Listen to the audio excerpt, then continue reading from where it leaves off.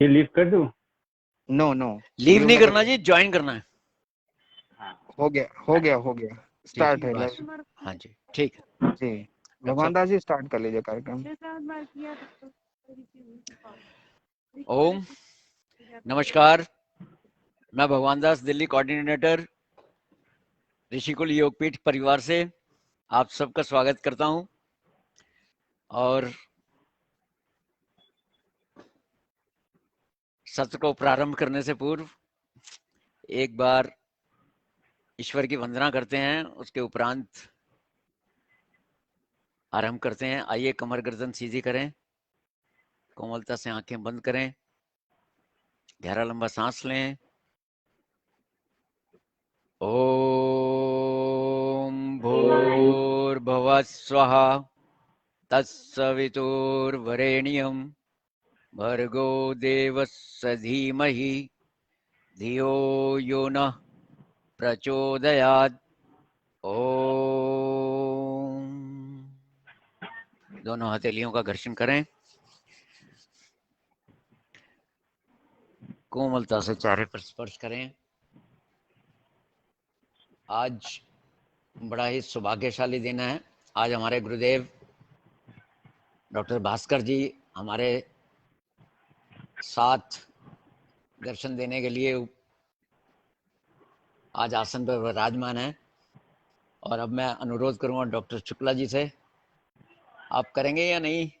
Doctor साहब? नहीं, आज आप ही करेंगे और अच्छा, विराम भी ठीक है जी, देंगे। ठीक है जी।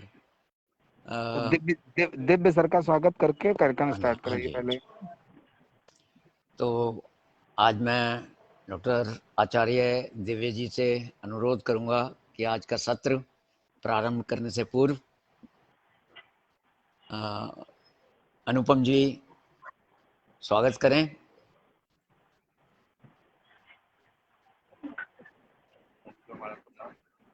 हमारा नाम योगपीठ और योगपीठ के राष्ट्रीय सेमिनार का संकल्प सबसे जोगी सरकार को स्वागत है।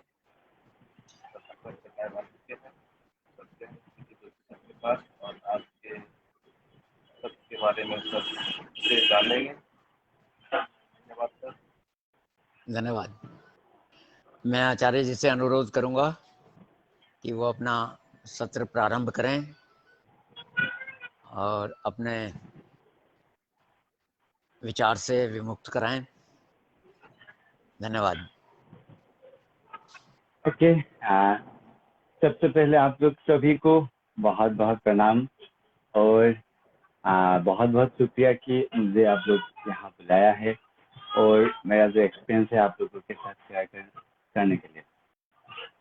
तो हमारा आज का टॉपिक है गैस्ट्रोइंटेस्टाइन, मतलब इसका सहज भाषा में कि इंडाइजेशन प्रॉब्लम। तो योग के जरिए इसको हम कैसे ठीक कर सकते हैं इंडाइजेशन प्रॉब्लम को। तो पहले हम जानेंगे कि इंडाइजेशन कब होता है, कैसे होता है और क्या क्या आसन या प्राणायाम यानी क्या क्या योगिक क्रिया से हम इसको ठीक कर सकते हैं। तो सबसे पहले जानेंगे कि इंडाइजेशन क्या होता है। देखिए, जब जो चीज हम खाते हैं अगर उसको सही तरीके से डाइजेस्ट नहीं हो जाते तो इसी को इंडाइजेशन कहते हैं। तो इंडाइजेशन प्रॉब्लम से हमारा क्या क्या दिक्कतें आ सकता है। तो सबसे पहले है कि आपका गैस्ट्राइटिस का प्रॉब्लम आ सकता है, क्योंकि जो हम खाना खा लिया, खाना खाने के बाद वो तमी में रह गया, उसको पाचन नहीं हुआ, तो वो गैस्ट्राइटिस का प्रॉब्लम आता है। सेकेंड थिंग है इंडाइजेशन के वजह से हमारा बाद में कंस्टिपेशन का प्रॉब्लम आता है, यानी लेट्रिन पूरा क्लीन नहीं होता है। फिर कंस्टिपेशन से पाइल्स का बीमारी आ सकता है। फिर कंस्टिपेशन ऐसे एक बीमारी है कि जो सब बीमारी का जड़ है। फॉर एग्जाम्पल, अगर स्टूडेंट का ये इंडाइजेशन प्रॉब्लम है तो उसका कंस्टिपेशन होगा। अगर कंस्टिपेशन है तो वो पढ़ाई में ध्यान नहीं दे पाएगा। अच्छे से पढ़ नहीं पाएगा, कोई भी काम में वो अच्छे से ध्यान लगा नहीं पाएगा। तो इस कारण से ये इंडाइजेशन एक बहुत ही मतलब बीमारी, मतलब खतरनाक बीमारी है। हालांकि इसका बहुत कि बुरा नहीं मानते हैं, लेकिन ये मतलब सटल लेवल तक बहुत इफेक्ट करता है। तो हम जानेंगे कि इसका क्या क्या योगिक उपचार है, कौन सा योगा करने से ये इंडाइजेशन प्रॉब्लम ठीक होते हैं, तो उसके बारे में हम जानेंगे। तो मैं कुछ आप लोगों को आसन अभी दिखाऊंगा, जो आसन से हम इस प्रॉब्लम को ठीक कर सकते हैं। तो सबसे पहले मैं करता हूँ। तो सबसे पहले है आसन है मुंडकासन। तो मुंडकासन रोज करने से ये इंडाइजेशन प्रॉब्लम ठीक होता है। तो शुरू में हम वज्रासन में बैठना है, फिर दोनों हाथ मुट्ठी बंद के नाभि के दोनों साइड में ऐसे लगाना है, फिर लंबी गहरी सांस लेना है, फिर सांस छोड़ते हुए धीरे धीरे सामने की ओर सांस छोड़ते हुए फिर सांस को बंद रखेंगे। 1 2 3 4 5 6 7 8 9 10 ऐसे 10 का। फिर सांस लेते हुए ऊपर, अगेन फिर सांस लेते छोड़ते हुए नीचे जाएंगे। 1 2 3 4 5 6 7 8 9 10। फिर सांस लेते हुए ऊपर। ठीक इसी तरह 4 to 5 टाइम ये करना है। ये हो गया मुंडकासन। फिर आते हैं लाइंग पोस्चर, पवन मुक्तासन।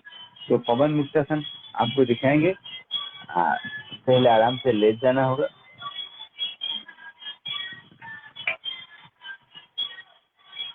लेट जाना है, रिलैक्स पोजीशन। फिर राइट लेग आप फोल्ड करके इसको दोनों हाथों से इसे पकड़ना है, फिर टमी में प्रेशर देना है। अगर किसी का स्पॉन्डिलाइटिस का प्रॉब्लम है तो ये ऊपर ऐसे नहीं उठेगा। अगर प्रॉब्लम नहीं है तो आप ऊपर ऐसे उठ सकते हैं, नहीं तो ऐसे लेते रहेंगे। सांस लेते हुए इसको प्रेशर, इसको बंद करेंगे, सांस को बंद करेंगे 10 काउंट, 1 2 3 4 5 6 7 8 9 10। फिर सांस छोड़ना है। अपोजिट आप फोल्ड एंड प्रेशर, सांस को बंद रखेंगे। 1 2 3 4 5 6 7 8 9 10। सांस छोड़ना है। फिर दोनों आप बॉस लेग आप फोल्ड एंड प्रेशर। 1 2 3 4 5 6 7 8 9 10। फिर सांस छोड़ना है, फिर नीचे रहना है। तो ये हो गया पवन मुक्तासन। तो इसके साथ एक आसन करना है जो है सेतु बंधन आसन। सेतु बंधन आसन में बॉस लेग फोल्ड करेंगे, फिर सांस लेते हुए कमर को ऊपर उठाना है। ब्रीथ इन आप, पहले ब्रीथिंग को नॉर्मल रहेगा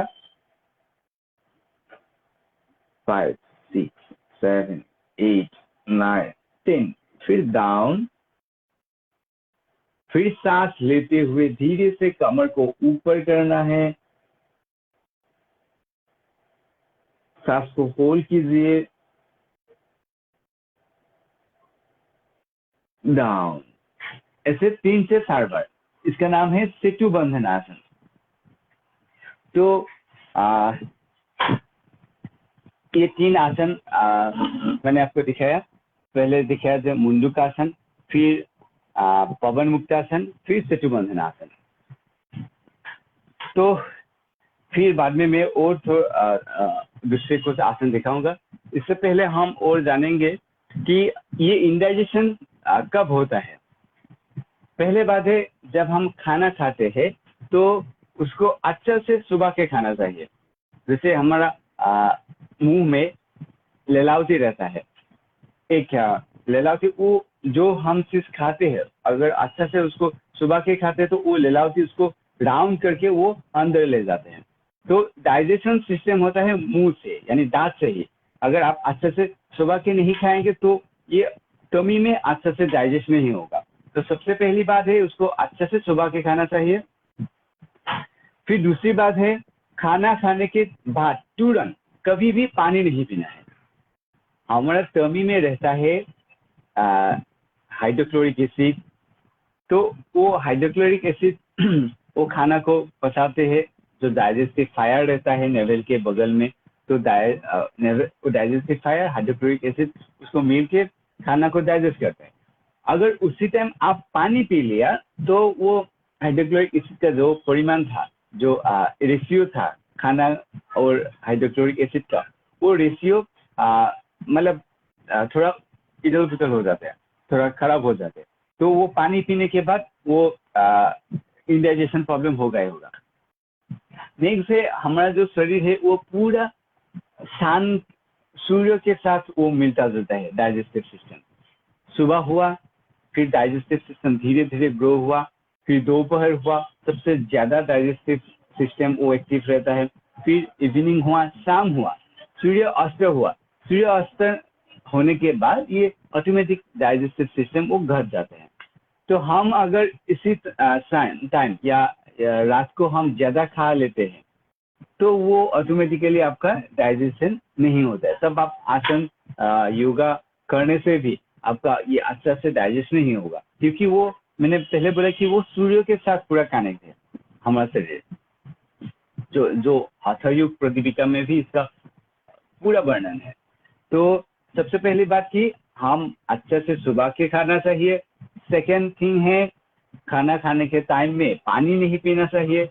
और तीसरा है रात को ज्यादा खाना नहीं चाहिए, एकदम हल्का फुल्का, और जितना हो सके रात को जल्दी सूर्य अस्त। अब बहुत लोग ऐसे हैं कि सूर्य अस्त होने के पहले खा लेते हैं, रात को नहीं खाते। तो अगर आपका वो सिचुएशन सर्कमस्टेंसेस सुटेबल नहीं है, तब भी आप कोशिश कीजिए कि जितना हो सके जल्दी खाने के लिए, सूर्य अस्त जाने के बाद, सनसेट के बाद। तो ये था मेन पॉइंट। फिर आते हैं एक जबरदस्त आसन है जिसका नाम है मयूरासन। ये मयूरासन करने से भी हमारा डाइजेस्टिव सिस्टम बहुत स्ट्रांग रहता है, और साथ ही साथ इसका और फायदा है कि आपका इम्यूनिटी सिस्टम बढ़ता है। नेक्स्ट आपका शरीर का ब्लड प्यूरिफाई होता है। लेकिन इसमें एक ध्यान देना जरूरी बात है कि मयूरासन करने के टाइम में बाद में कभी भी इन्वर्टेड पोज नहीं करना चाहिए, क्योंकि जब भी हम मयूरासन करते हैं उसी टाइम क्या होता है, ब्लड से जो टॉक्सिन है उसको सेपरेट करता है। फिर ब्लड से वो सेपरेट हो गया, आप मयूरासन करने के टाइम में सेपरेट होने के बाद अगर आप उसी टाइम इन्वर्टेड पोज करेंगे, जैसे कि हो गया सर्वांगासन, शीर्षासन, विश्रिकासन, जितना भी इन्वर्टेड पोज है, तो वो करने के टाइम में क्या होता है, ब्लड से तो वो टॉक्सिन निकल गया, वो निकल के हेड में आ जाता है, सिर में आ जाते हैं। तो इसलिए मयूरासन करने के बाद कोई भी इन्वर्टेड पोज नहीं करना चाहिए। अगर आप अभी हेड में वो टॉक्सिन आ गया तो क्या होगा, हेड का सेल डैमेज हो जाएगा। अब सभी को पता है कि हमारे शरीर का कोई भी अंश अगर हाथ में ज्यादा कोई अंश अगर काट जाते हैं या टूट जाते हैं, हाथ टूट जाते, तो वो रिकवरी हो जाता है एक समय तक। लेकिन ब्रेन ऐसा चीज है, अगर ब्रेन के अंदर में कोई भी सेल ऐसे डैमेज हो जाता है तो वो कभी भी रिकवरी नहीं होता है ब्रेन का सेल। तो इसीलिए ब्रेन बहुत इसका जो मस्तिष्क है, इसका लाखला, तो वो बहुत अंदर का बहुत नाजुक होता है, तो इसलिए बहुत ध्यान से करना चाहिए। तो इसलिए मयूरासन के बाद कभी भी इन्वर्टेड पोज नहीं करना चाहिए। तो अब हम आपको दिखाएंगे कि मयूरासन कैसे किया जाता है।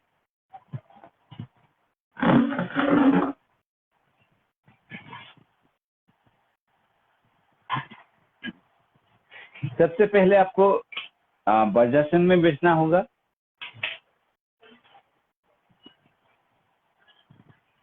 आप वज्रासन में बैठिए,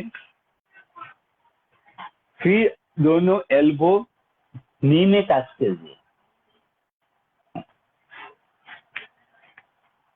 फिर जो मिडिल फिंगर है, मिडिल फिंगर को इसको ऐसे घुमाइए, प्लेस कीजिए,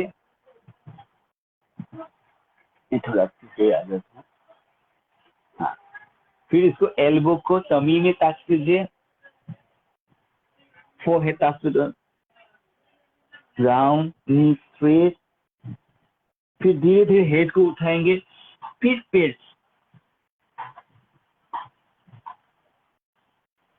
बस, फिर आप आराम से वज्रासन में बैठ जाइए।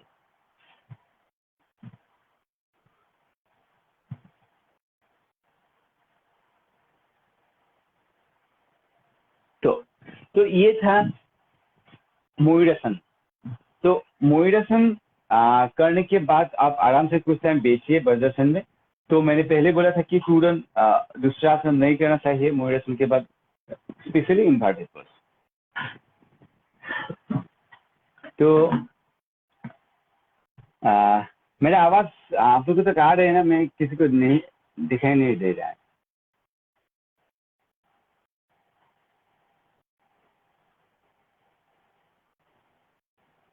Hello,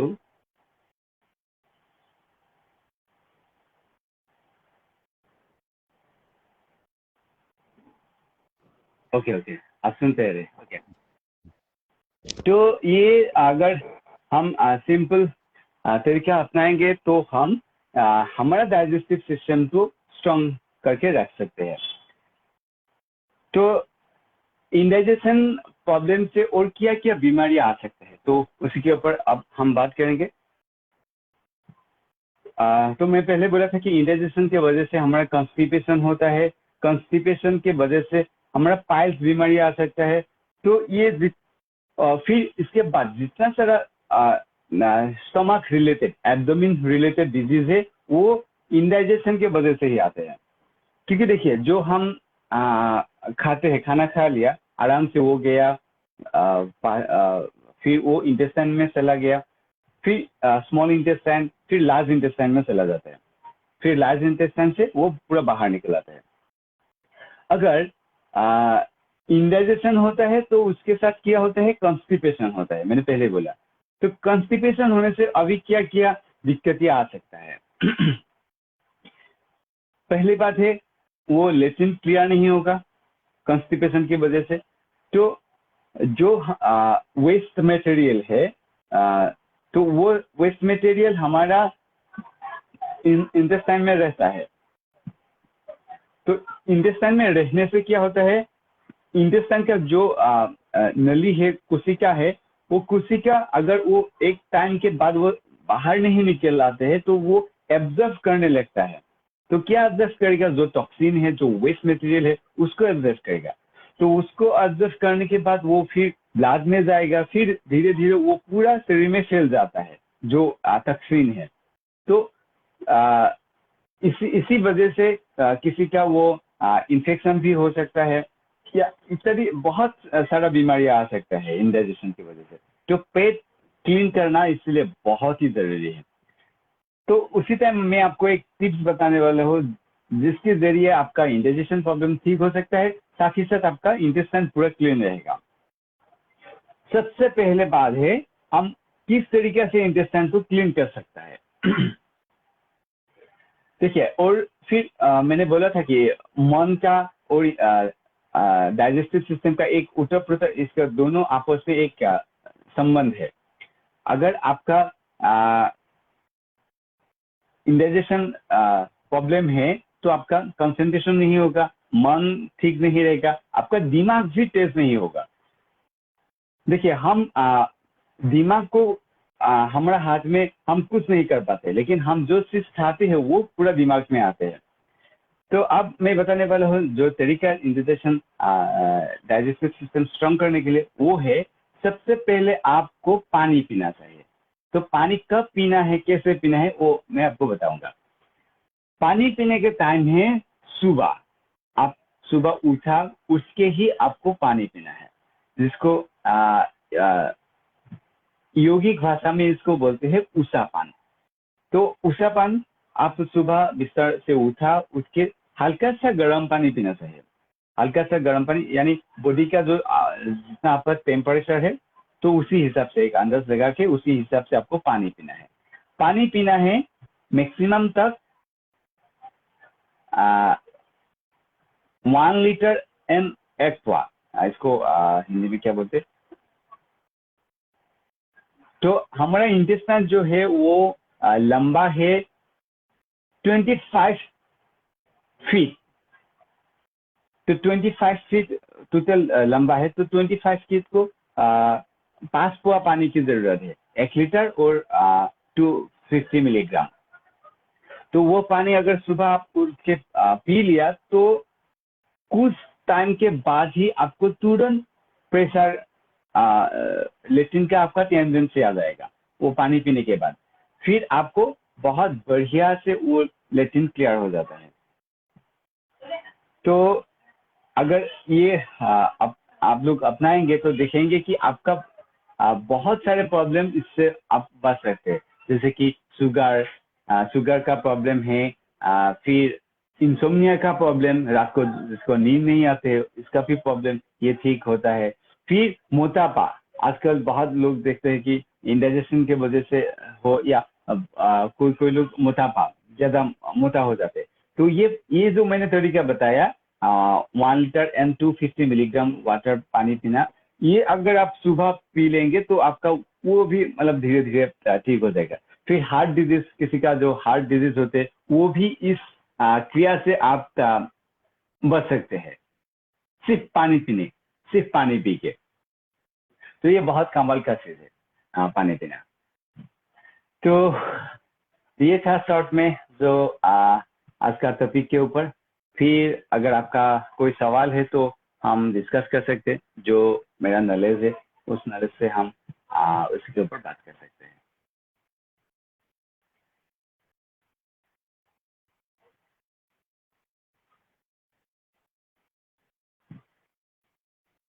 hello.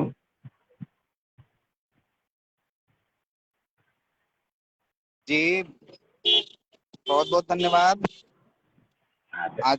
आज के आपके कार्यक्रम के लिए आपने थ्योरिकल विद प्रैक्टिस भी कराई, प्रैक्टिकल भी करा दिया, क्योंकि जो भी है वो सारा कुछ एक साथ में क्लियर हो गया सभी लोगों का। आपका सत्र वाकई में बहुत ही सराहनीय रहा और आज के इस सत्र को विराम देंगे हमारे डॉक्टर भगवान दास जी। जी, आज सत्र दिव्य ज्योति जी ने बड़ी स्पीड से लिया और अभी तो हमारे पास समय था, कोई ऐसी बात नहीं है। हाँ, तो चलिए, अभी कोई बात नहीं है। आप आज हाँ का जी, कार्यक्रम थोड़ा जल्दी विराम दे दीजिए और अच्छा, ठीक और है। कुछ चर्चा करनी हो तो आप कर लीजिए। हाँ, कोई नहीं, मैं कर आपके लूंगा। साथ आपके हाँ जी, साथ उपस्थित थे डॉक्टर भास्कर जी, उनको आप बता कोई सकते हैं, नहीं, वो भी कुछ नहीं बता कोई सकते हैं। कोई नहीं। अभी आचार्य दिव्य ज्योति जी ने जो प्रैक्टिकल और थोड़ा सा विवरण खाने पीने पर भी और नियंत्रण कैसे करें, क्या प्रक्रिया रहती है हमारे शरीर की, सबका बड़ा अच्छा विस्तार से जानकारी दी। उसके लिए मैं आचार्य जी का बड़ा शुक्रगुजार हूँ। और इसी प्रकार हम लोग इस सत्र को धीरे धीरे अपनी मंजिल तक ले जाएंगे और अच्छे प्रवक्ता अपने ज्ञान से इसको सजाएंगे। इसी की आशा लेते हुए हम इस वेबिनार के अंदर सबको कैसे भी हो, उसके अंदर सबको अपने विचार व्यक्त करने का अवसर प्रदान करते हैं। और ऋषिकुल योगपीठ की तरफ से हम ये चाहते हैं कि हमारे जितने भी नेचर से जुड़े हुए लोग हैं चाहे वो नेचुरोपैथी कर रहे हों, चाहे वो योगा से जुड़े हों, चाहे वो हमारी दबाव चिकित्सा है, एक्यूप्रेशर पद्धति है, उसके साथ जुड़े हुए हों। इसके अंदर हमारी जितनी भी प्राचीन हमारी चिकित्सा है या हमारा दिनचर्या का सिस्टम है, अलग अलग हमारे देश के अंदर अलग अलग प्रांत से अलग अलग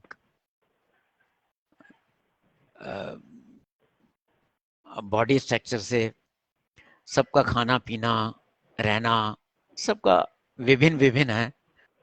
तो उसको मद्देनज़र लेते हुए हम इसका पूरा ध्यान रखते हैं कि हमें पूरे हमारे भारतवर्ष के अंदर हम सभी को इस चीज़ का अवसर दें कि वो अपने राज्य में, अपने प्रदेश के अंदर हमारे इस ऋषिकुल योगपीठ के माध्यम से अपने ज्ञान का विस्तार करें और जानकारी लें और ज़्यादा से ज़्यादा लोगों को इसके साथ जोड़ें, जो कि इस कोविड महाकाल में जो अब 3 वेव्स आ रही है हमारी, उसके अंदर भी बचाव हम रख सकें, इसका विशेष ध्यान रखें। चाहे उसमें कर्मचारी हों, घर की फैमिली हो, गृहिणियाँ हों, स्टूडेंट हों, छात्र छात्राएं हों, तो किसी भी प्रकार के हमारे साथ वक्ता या सुनने वाले इस वेबिनार के साथ अधिक से अधिक जुड़ सकते हैं और लाइक कर सकते हैं। तो इसी के साथ अब हम इस सत्र को विराम देते हैं। आइए शांति पाठ करते हैं।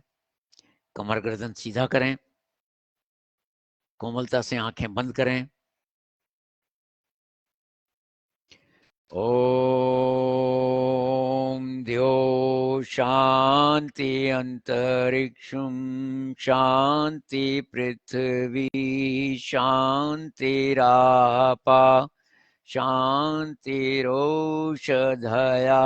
शांति वनस्पतया शांति विश्वे देवा शांति ब्रह्म शांति सर्वं शांति शांतिरेव शांति सामा शांतिरेधि। ओम शांति शांति शांति। दोनों हथेलियों का घर्षण करें, कोमलता से अपने चेहरे पर स्पर्श करें। धन्यवाद। आज का सत्र यहीं विराम देते हैं। कल 7 बजे नए वक्ता के साथ पुनः उपस्थित होंगे। तब तक के लिए आज्ञा दें। धन्यवाद। ओम नमस्कार।